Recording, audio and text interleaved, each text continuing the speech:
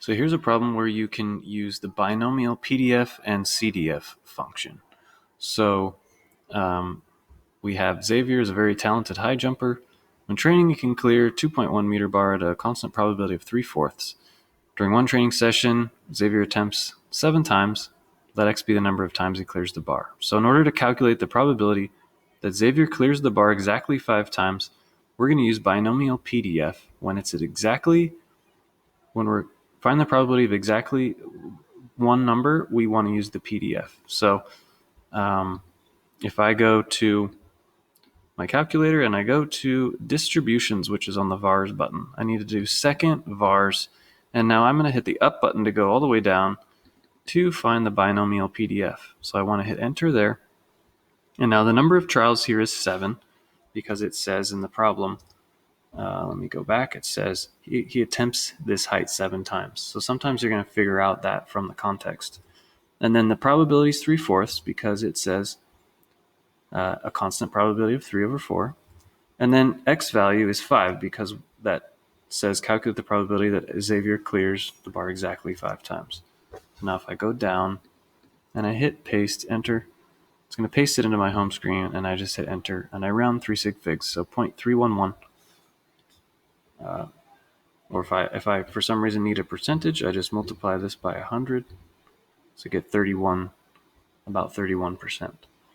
Okay, to answer the next part, find the probability that Xavier clears the bar 3 or more times.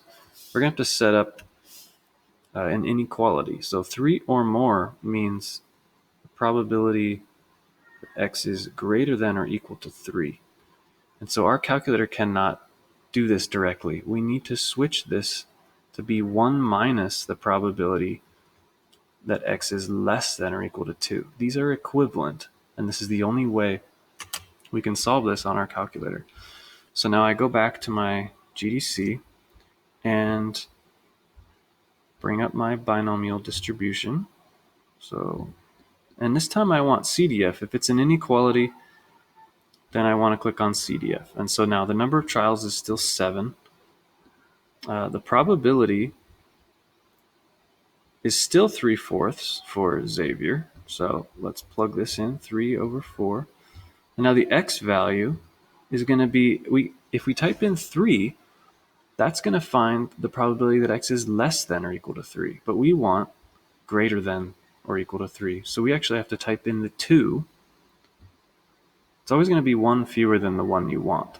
So then I paste that, and you just have to do 1 minus this answer. So 1 minus, and then second answer, and that is going to be the correct probability, 98.7%. Okay, now going back to part C, now we are introduced a new person here. His partner Aaron can clear the bar at the same height, but his probability is 1/3, and he also does 7 trials. So if we're going to calculate the probability that both Xavier and Aaron clear the bar 3 or more times, first we need to figure out what is Aaron's probability. So Aaron's probability is also probability that x is greater than or equal to 3. So we have to turn that into 1 minus the probability that x is less than or equal to 2, and calculate that separately for Aaron. So go back to my GDC, call up my binomial distribution CDF, and 7 trials still, but the probability for Aaron changed to 1/3, and the x value is still 2. And we still have to do 1 minus this answer, 1 minus second answer. So Aaron's probability is 0.429. So I'm going to write that down. This is 0.429 for Aaron. So that doesn't look very good. Okay, and for Xavier, it was, I forget what it was. Let's go back to my calculator. For Xavier, it was the 0.987.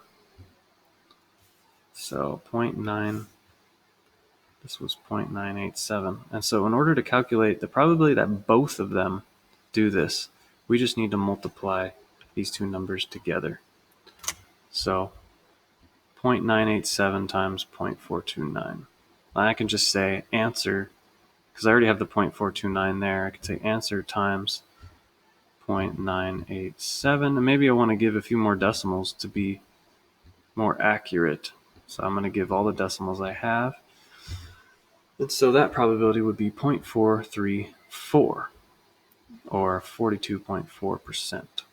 So that's how you use the binomial distribution.